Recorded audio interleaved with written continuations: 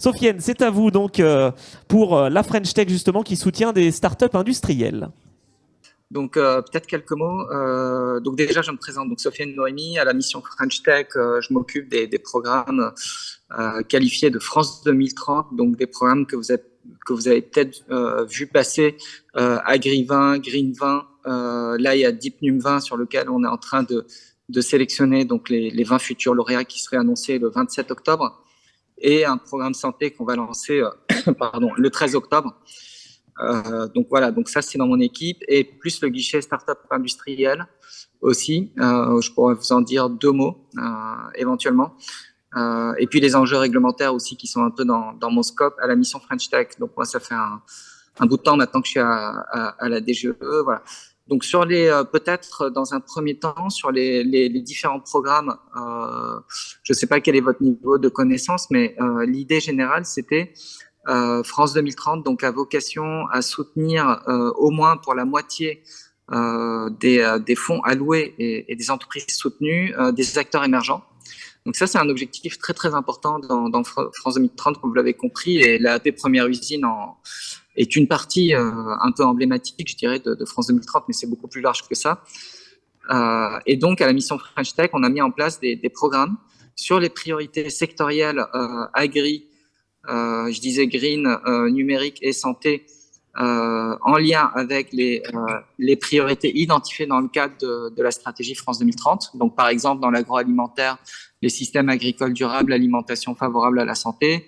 Dans la santé, plutôt les biothérapies, bioprod, medtech et dispositifs médicaux et santé numérique, etc. Donc, tout ça est sur notre site internet. Et pour vous indiquer donc que typiquement, donc sur le processus de sélection, c'est un process de sélection. Je crois qu'il y a peu de programmes de ce type en France, mais qui implique dans une première étape des expertises de la part des différents ministères. C'est-à-dire que toutes les entreprises lauréates ont été shortlistées à un moment ou à un autre.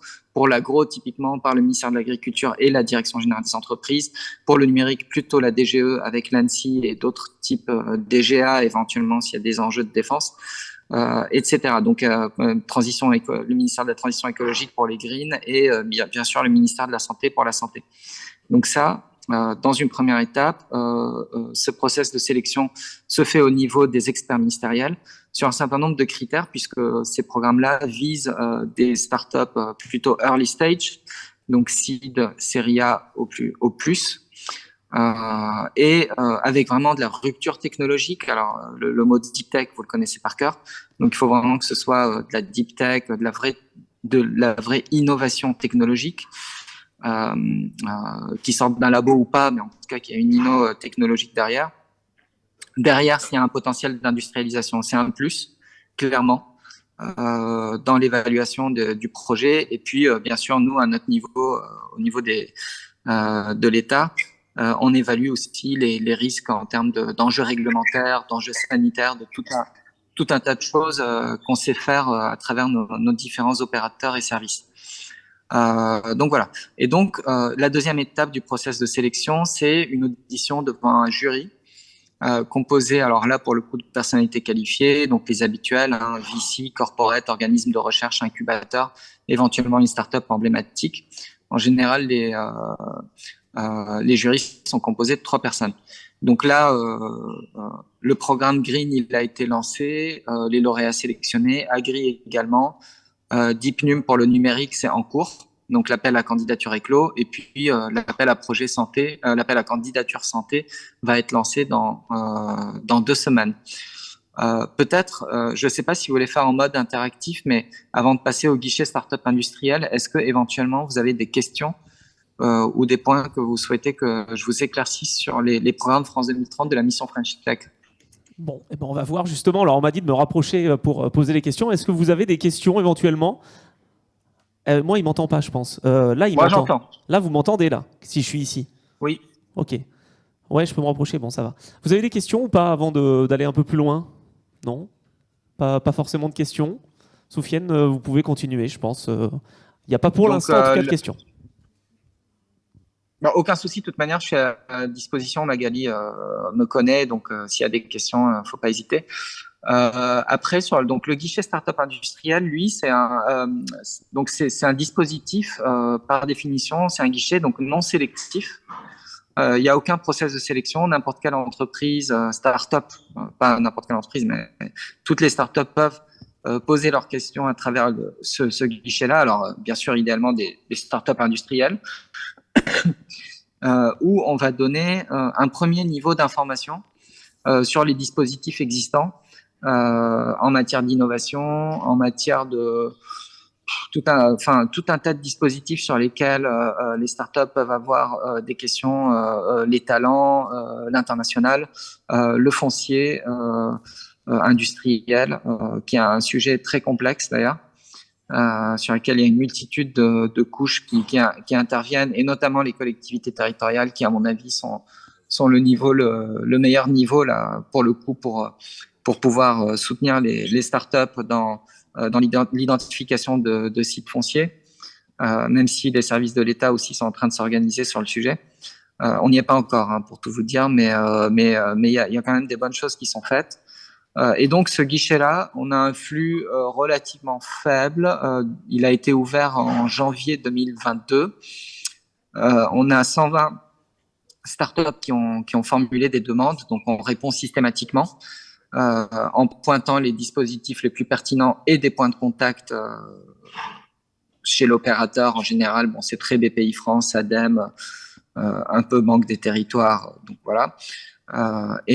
Donc on donne ce premier niveau d'information, et sur le foncier, ce qu'on fait, c'est donc le guichet, il a une vocation d'information, mais ce qu'on fait surtout dans un premier temps, c'est déjà on partage l'information en fonction du niveau de demande de l'entreprise. Ça peut aller de un projet très général où la start-up n'a pas encore une idée précise, mais elle sait qu'à un moment ou à un autre, elle va devoir mettre en place une usine, et donc elle commence à se poser des questions, jusqu'à la start-up qui a vraiment un projet très précis et qui se demande dans quelle région elle peut implanter son usine, et donc qui se tourne, j'imagine, pas que vers nous, mais entre autres vers nous, pour avoir peut-être un certain nombre d'informations complémentaires. Donc là, nous, on n'a pas d'accompagnement dédié pour le moment. Tout ce qu'on fait, c'est vraiment surtout apporter, comme je disais, un premier niveau de réponse sur les dispositifs et les guichets existants, et rediriger vers les bonnes personnes, que ce soit en collectivité territoriale ou les ARD, les agences régionales de développement, ou tout autre acteur qui nous paraît pertinent pour répondre au mieux à la question.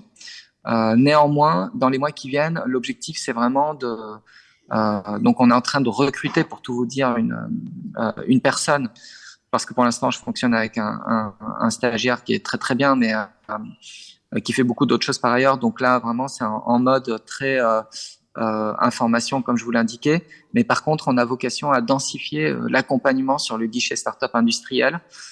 J'aurai un ETP dans les 2-3 mois qui viennent. Et donc l'idée, c'est vraiment de voir, on n'a pas encore tout décidé, mais comment est-ce qu'on va sélectionner un certain nombre de startups industrielles à fort potentiel pour leur fournir un accompagnement beaucoup plus fort, à l'image de ce qu'on fait sur les programmes France 2030 dont j'ai parlé précédemment.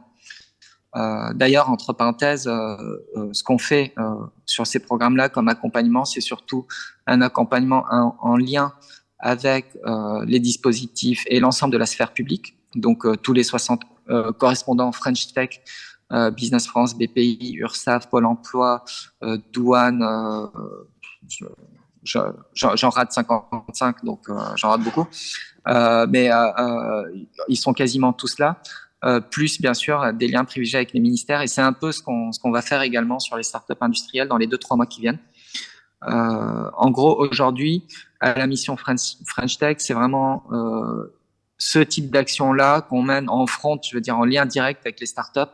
On fait beaucoup d'autres choses, mais là, c'est plus dans des interactions avec différents services et différentes directions générales au sein de l'État sur le sujet startup industriel, mais où on intervient sur le policy making, sur la construction des dispositifs. On nous pose plein de questions on nous demande beaucoup d'avis en gros. Mais ça c'est pas du front office, quoi. Donc voilà. Après, oui, c'est vrai que je pense que Magali voulait que j'évoque un peu l'AP Première Usine. Moi, je pense que de toute manière, vous devez très bien connaître les gens de BPI France au niveau local. Ils sont de très loin ce sont de très loin les meilleures personnes pour vous répondre à tous les sujets. Ils sont là pour ça. Est-ce que vous voulez que je dise quelques mots quand même sur l'objectif de l'AP Première Usine et puis les critères de sélection? Allez, vous avez encore moins de 10 minutes, donc oui, allons-y. Ok, très bien. Donc, j'imagine que vous avez déjà vu un petit peu cet appel à projet, que vous le connaissez assez bien, mais en tout cas pour repréciser qu'il a vocation à soutenir les implantations de sites pilotes ou de production industrielle destinés à commercialiser des produits innovants ou à soutenir des projets de mutualisation de capacités pré-industrielles, donc au profit des startups. Donc c'est focalisé PME start-up, alors voilà, c'est légèrement plus large que start-up, mais c'est PME innovante.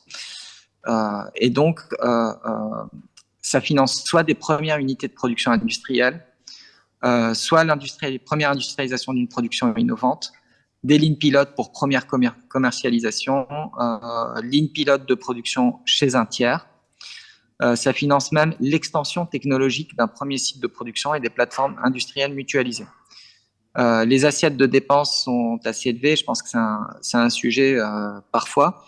Donc, assiette de dépenses minimale 5 millions d'euros. Voilà ce que je peux dire globalement sur le positionnement de l'AP Première Usine et sur les critères de sélection.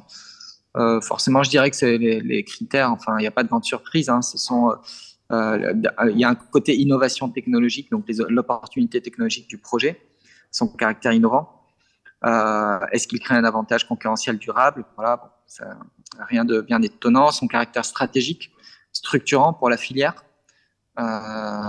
J'imagine que dans le process de sélection, si c'est aussi sur des thématiques priorisées par l'État dans le cadre de France 2030, c'est un plus. Sofiane, on ne vous entend plus. Est-ce que c'est normal ou pas? Est-ce qu'on passe à finalement autre chose? On n'a pas eu de conclusion. Bon, bref, merci en tout cas, Sofiane Lourimi, pour cette présentation donc, et le soutien de la French Tech pour les startups donc, innovantes, c'est normal, les startups industrielles. Passons à l'extrême défi by ADEME. Alors, c'est Benoît Trouvé, a priori, qui va nous faire cette présentation. En attendant quand même rapidement, voilà, on va voir ce que... eh bien, on a avec notre facilitation graphique Geoffroy qui nous a donc bien un petit peu résumé le propos de Sofiane Lourimi, voilà, sur cette French Tech France 2030 et beaucoup de choses qui sont mises en place.